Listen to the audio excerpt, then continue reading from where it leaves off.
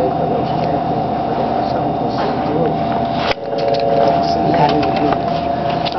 hello everybody, and thank you for joining me today. Today I want to talk to everybody about what it takes to create an effective resume. Okay, a winning resume is what's going to be needed if you want to get the job. When you send your resume out to employers, there are a million things that can go wrong, okay?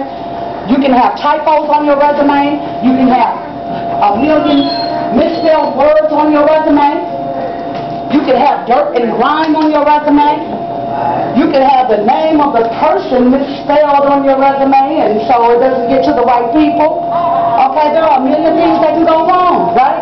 So we need to make sure that we cover the bases. There are a lot of websites that give you information about how to create effective resumes. One of them is about.com. You can go on about.com and you can get information on how to professionally format your resume. So, if you have a lot of work experience, the type of resume that you want to create is called a chronological resume. The resume lists your jobs, your most recent job first, and then the previous job, and then all the jobs behind that, they follow in chronological order, right? You want to list them that way. The first thing you want to do, though, is your summary. You want to make sure that you have tailored your summary to the job description. Okay? If the job description is saying we need someone with Microsoft Office experience, we need someone who has an A+ certification, make sure that you have that before you apply for that job and highlight it in the summary, in the skills and qualifications section. That way the employer knows that you're already qualified, that you have the skills that you need to get the job, right? So that's one thing you need to do.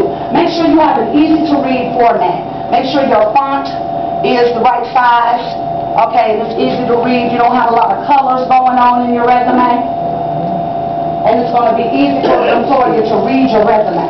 In a chronological resume, it is the most common resume that is sent out to employers, right? But it's not the only one. There's also a functional resume. You use this resume if you have a lot of skills and qualifications to highlight. For instance, if you're a technical junkie and you have a lot of computer tech experience, there is so much technical language in the computer industry, right? If you have a functional resume and you know all this stuff, it looks really good if you can highlight it right up front. So a functional resume is also good if you have a lot of gaps in your employment. If you have a lot of gaps, you don't want to put dates on your resume so the employer easily can see the gaps, right? So the functional resume cuts that out. In the functional resume, you list your skills and your qualifications, and you list your education solely in your training, right? Okay, so if you don't have a work history, we'll talk about that, right?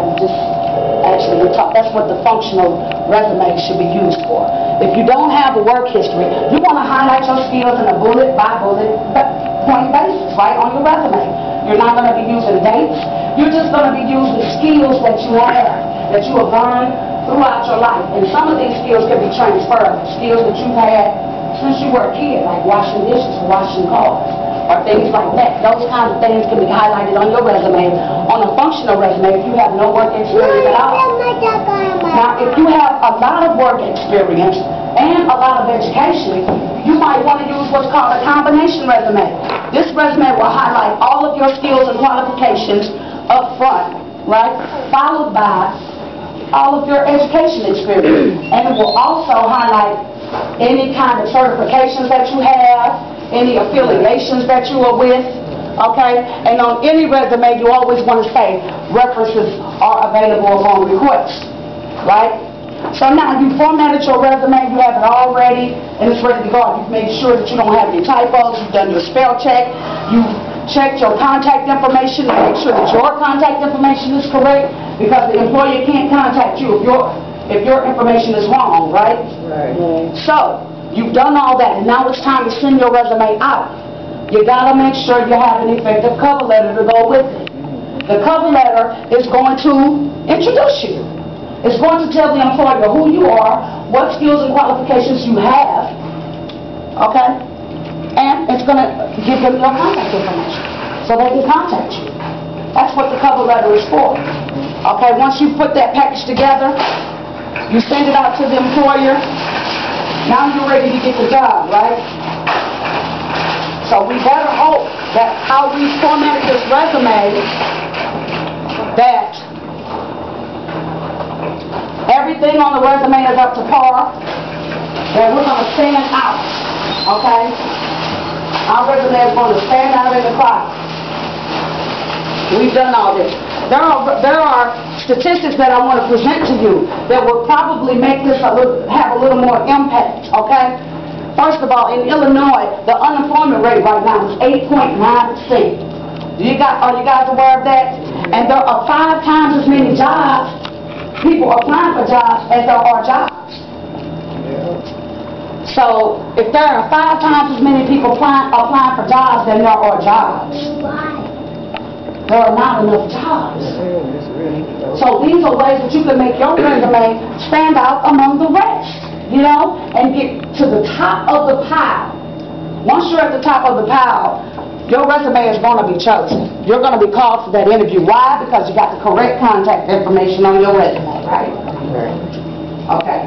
Now, whether you get the job or not is an entirely different speech. Thank you very much. Very good.